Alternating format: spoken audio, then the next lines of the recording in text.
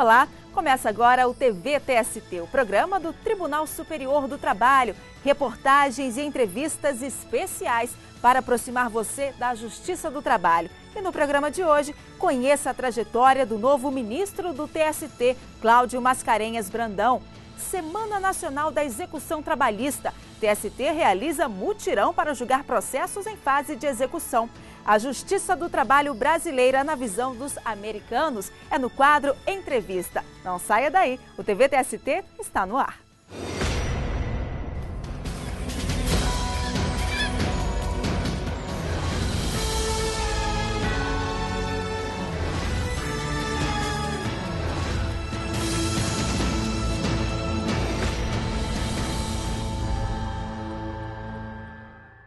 Tribunal Superior do Trabalho tem novo ministro. O desembargador Carlos Mascarenhas Brandão tomou posse em sessão solene no TST. Além da presença dos ministros do tribunal, convidados lotaram o pleno do TST. Autoridades dos três poderes participaram da solenidade de ratificação de posse do mais novo integrante da Corte, ministro Cláudio Mascarenhas Brandão. Declaro aberta a sessão solene de ratificação do compromisso de posse de Sua Excelência, o senhor Cláudio Mascarenhas Brandão. Familiares do ministro, governador da Bahia, Jacques Wagner, e o prefeito de Salvador, Antônio Carlos Magalhães Neto, também participaram da posse. Seu Ailton e dona Renilde estavam orgulhosos pela trajetória do filho. É uma alegria na minha vida. Fiquei empolgado quando eu soube da notícia e vim aqui. Tá feliz? Felicíssimo. Um orgulho muito grande, estou muito feliz. O novo ministro foi condecorado pelo presidente do TST, ministro Carlos Alberto Reis de Paula, com a Ordem do Mérito Judiciário do Trabalho, a comenda no grau Gran Cruz. Eu chego apenas para contribuir com o esforço de tantos que já fazem dessa justiça uma marca singular no Brasil. E os colegas deram as boas-vindas ao ministro que traz a força da Bahia para o Tribunal Superior do Trabalho. Receber um colega, amigo, é sempre um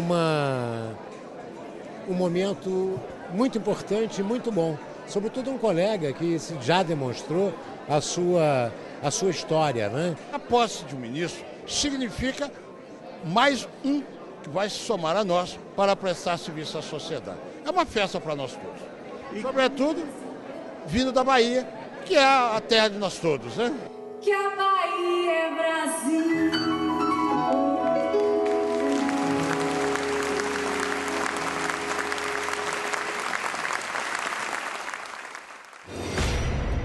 Ele é baiano, nascido no interior do estado, em Rui Barbosa. Ainda jovem, aos 21 anos, provou que não tem medo de desafios. Conheça um pouco mais da trajetória do ministro Cláudio Mascarenhas Brandão.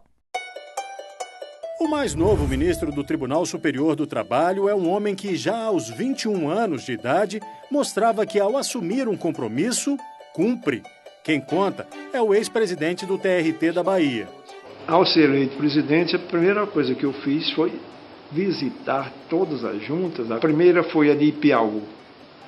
A de Ipiaú, quando eu cheguei para fazer essa primeira visita, eu achei lastimável o estado do prédio, inclusive externamente, né? E internamente também. Os funcionários, a junta também muito desorganizada.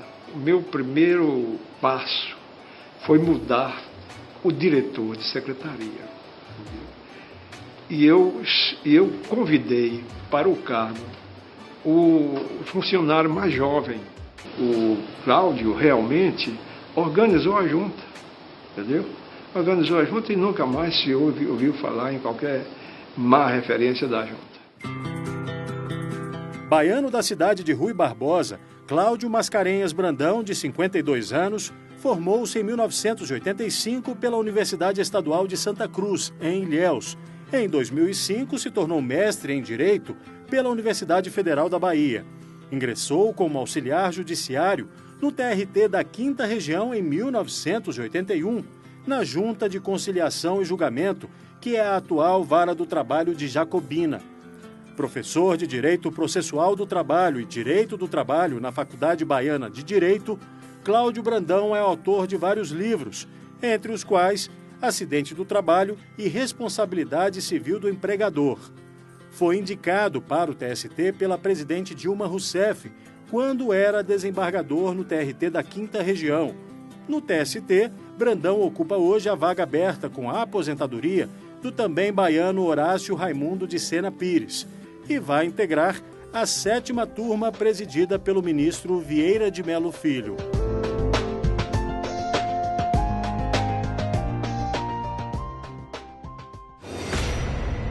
Veja agora o depoimento de pessoas que fizeram parte da trajetória profissional do novo ministro. Feliz a instituição que tem o Cláudio como membro, como magistrado, poderia ser como servidor, no sentido amplo da palavra. Eu gostaria de agradecer, em nome de todos os alunos da Faculdade Rui Barbosa, por toda a nossa formação, que ele foi responsável, direto, e desejar boa sorte nessa nova caminhada como ministro do TST.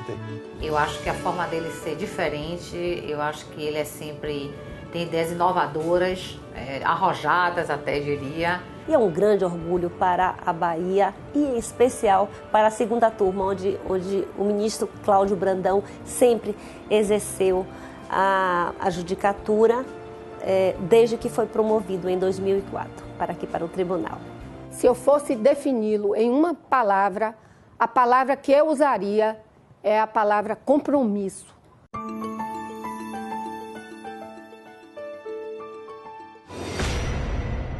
E no próximo bloco, Semana Nacional da Execução Trabalhista. TST realiza mutirão para julgar processos em fase de execução.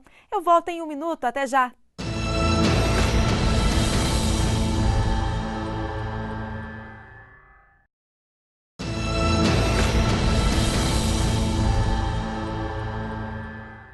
Convidamos o ministro do TST, Hugo Scheuermann, para tirar as dúvidas da população sobre questões trabalhistas. Veja a pergunta gravada nas ruas.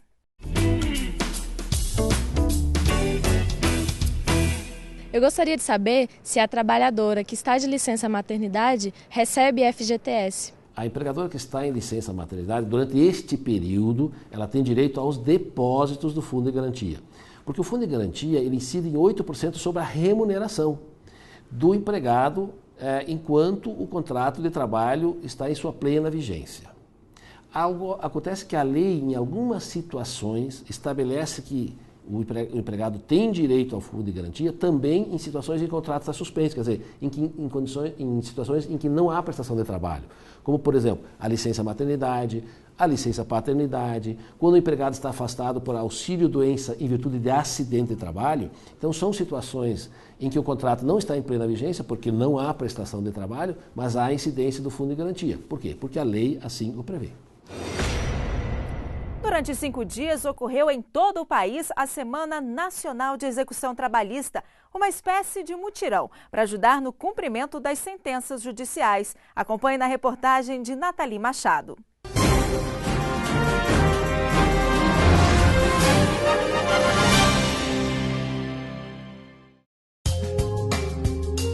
A Força Tarefa reuniu funcionários do TST, do Conselho Superior da Justiça do Trabalho e também dos 24 tribunais regionais. Tudo isso para tentar quitar 25 bilhões de reais em dívidas de empregadores que não cumpriram a ordem de pagamento em quase 3 milhões de processos em fase de execução. Ao empregador não interessa ficar devendo, porque isso, até para a própria atividade dele, isso não é um ponto positivo. Ao empregado, aquele que trabalhou, aquele que tem um direito, interessa que o direito dele seja satisfeito. Os valores foram pagos por meio de acordos, leilões judiciais e bloqueios feitos pelo Bacenjude, o sistema que interliga a Justiça ao Banco Central. Onde os direitos são realmente satisfeitos, onde o trabalhador sente a justiça ser realizada, é no momento da execução. Então, quanto mais rápida essa execução for, melhor para todos os trabalhadores. Foi o 3º ano que o evento aconteceu. Por conta da campanha do ano passado, houve o pagamento de 643 milhões de reais em dívidas trabalhistas. A maioria ocorreu por meio de conciliação. Financeiras é o assunto da súmula número 55 do TST. Veja o que ela diz.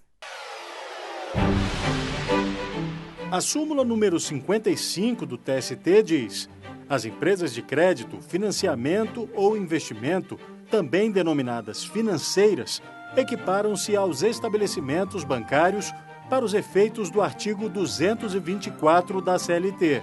Aqueles empregados que trabalham em empresas de crédito, financiamento e investimento, eles também, regra geral, vão trabalhar 6 horas que o bancário trabalha. A súmula, quando ela fala da área de financeira, ela não quer dizer só as financeiras, ela está dizendo a área financeira. Então, as empresas promotoras de vendas, as empresas que administram cartão de crédito, elas também estão incluídas nessa súmula para efeitos de jornada. Não significa que aqueles empregados da área financeira vão ser enquadrados como bancário e nem que eles vão ter direito aos demais benefícios das convenções coletivas de trabalho dos bancários. É apenas a jornada. Família de caminhoneiro morto em acidente de trabalho precisa recorrer à justiça para receber indenização. O caso foi julgado pelos ministros do TST, que reconheceram o direito dos parentes. Veja na reportagem de Alexandre Matula.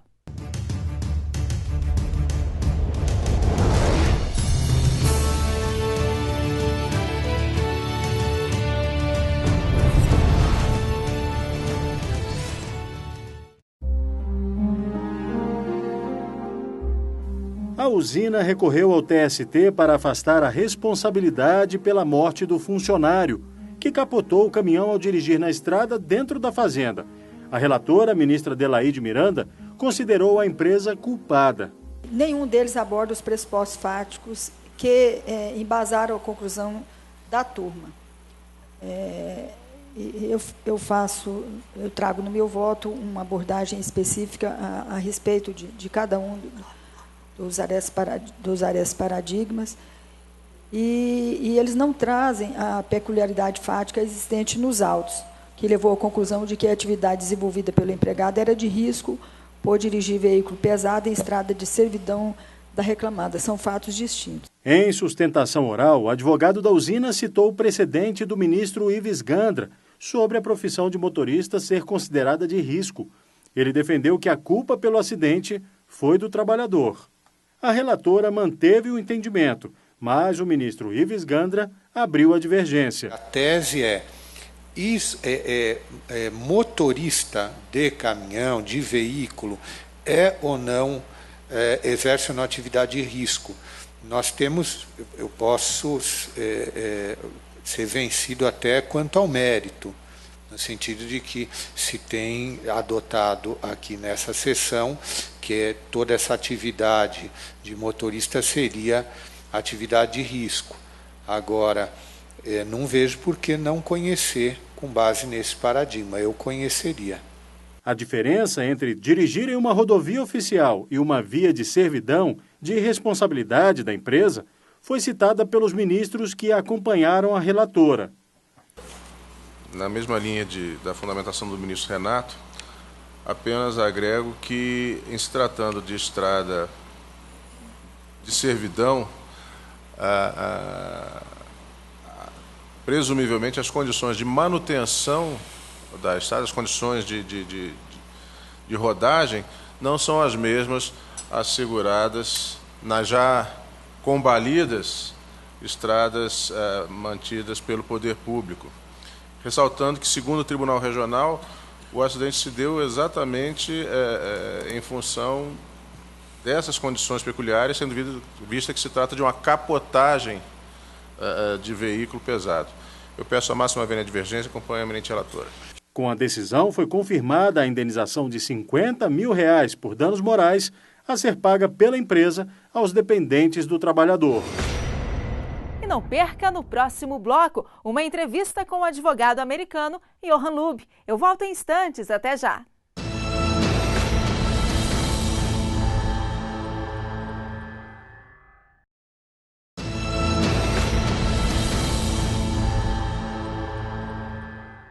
Os desafios do Brasil no momento em que a CLT completa 70 anos. Como as experiências internacionais têm sido aplicadas. Como a Justiça do Trabalho é vista pelos americanos. Sobre o assunto, eu converso com o advogado americano Johan Lube.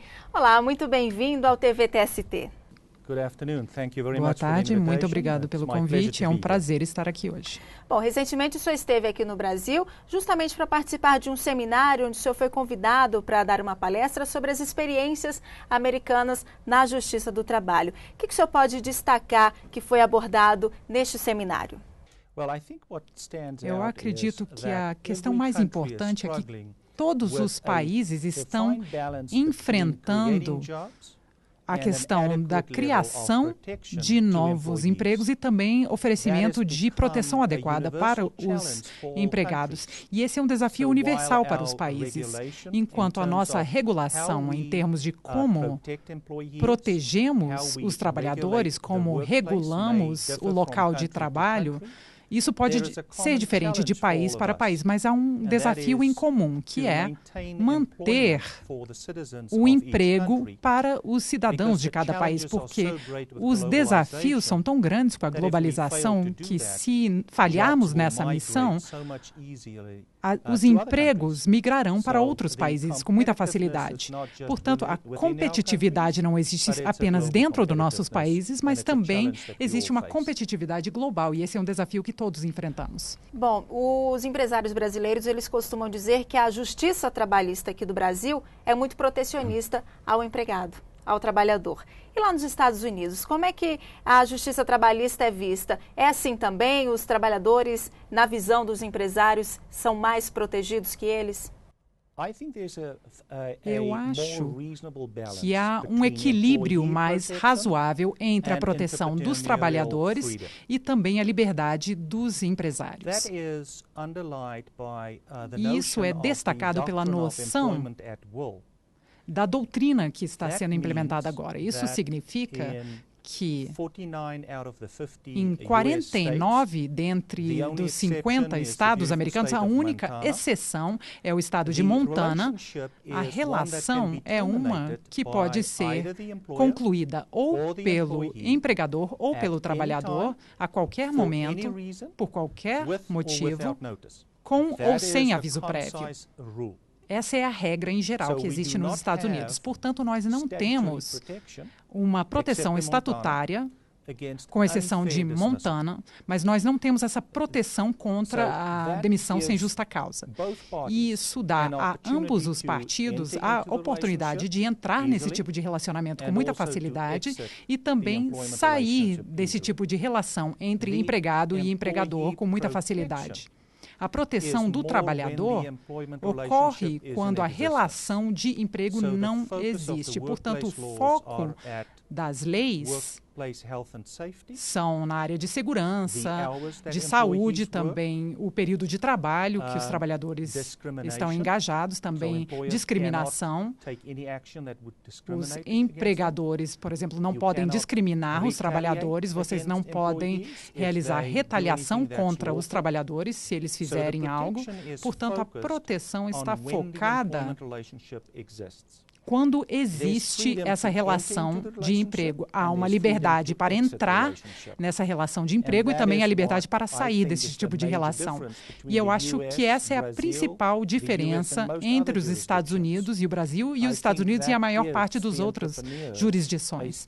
E isso dá aos empresários mais liberdade para fazer o que devem fazer. Isso é, criar empregos, porque a melhor segurança para um trabalhador é, de fato, ter um emprego. Certo. Agora, é a primeira vez que o senhor vem ao Brasil para conhecer a justiça trabalhista aqui do nosso país. Quais foram as impressões do senhor?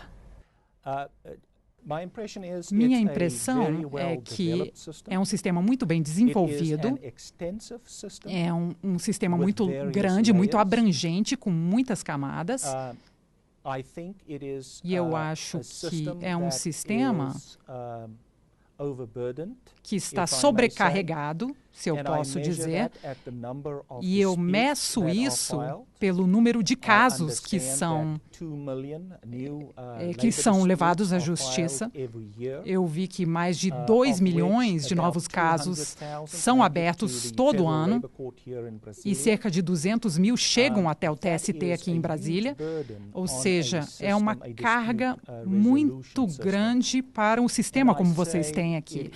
E eu diria que é muito difícil comparar o número de trabalhadores do Brasil com o número de trabalhadores nos Estados Unidos e também o número de casos judiciais que existem nos Estados Unidos. Nos Estados Unidos, nós temos aproximadamente 152 milhões de trabalhadores,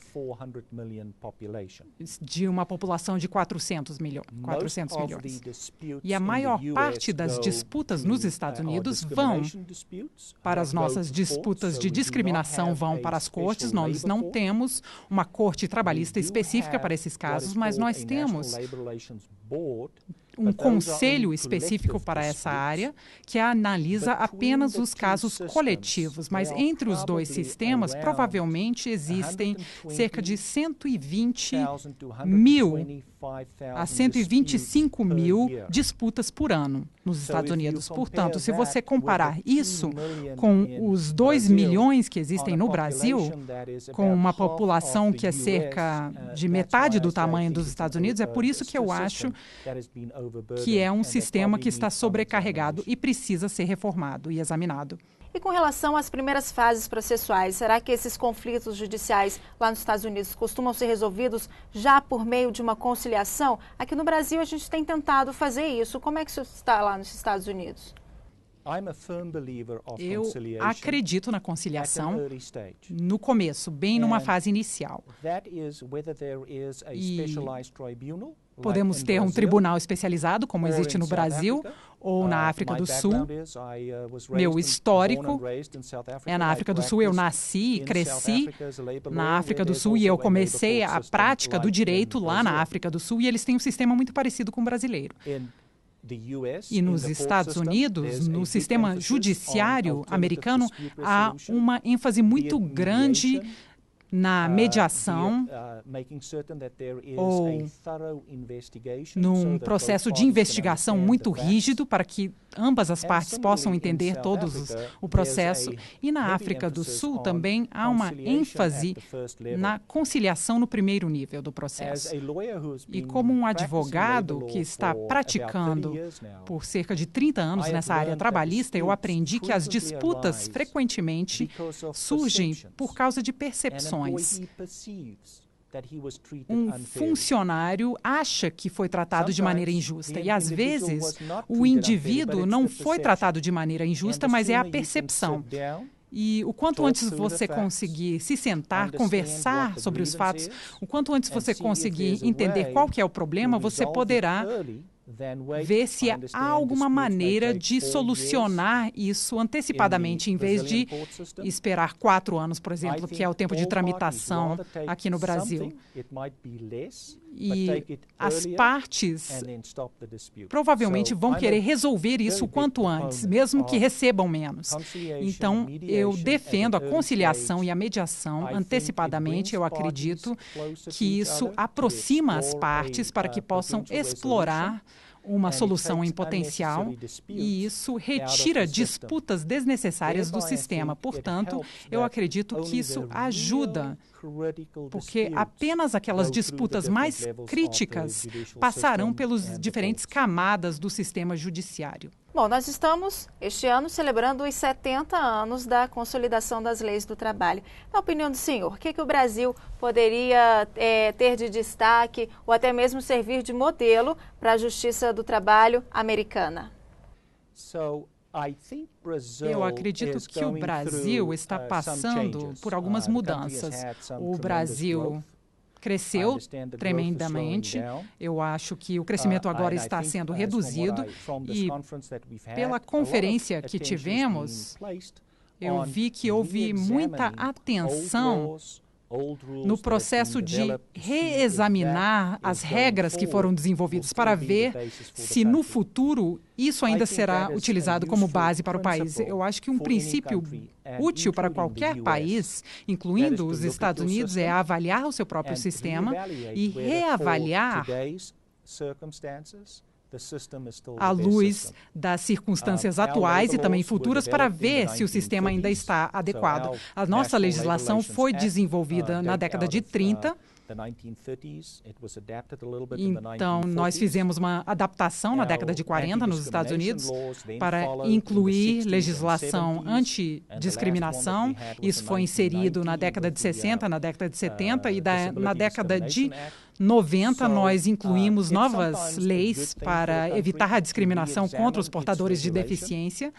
Então, é sempre bom um país reexaminar seu processo. E o mundo está mudando tão rapidamente que pressupostos que são usados para criar regras, eu acho que esses pressupostos têm que ser reexaminados, porque o mundo está modificando muito rapidamente. O ciclo do que é atual e o que está desatualizado está se encurtando. E esse princípio é algo que todos os países poderiam seguir. Ok. Muito obrigada pela entrevista e por ter aceito o nosso convite. Muito obrigada por sua hospitalidade. E para todas as pessoas do Brasil, eu lhes desejo o melhor sucesso do mundo com o futebol, a Copa do Mundo. Muito obrigada. Bom, e o TVTST termina aqui, mas você pode continuar ligado nas notícias do Tribunal Superior do Trabalho pelo Twitter, Facebook, YouTube e em tempo real pelo site tst.jus.br. Na semana que vem tem mais TVTST e eu espero você. Até lá!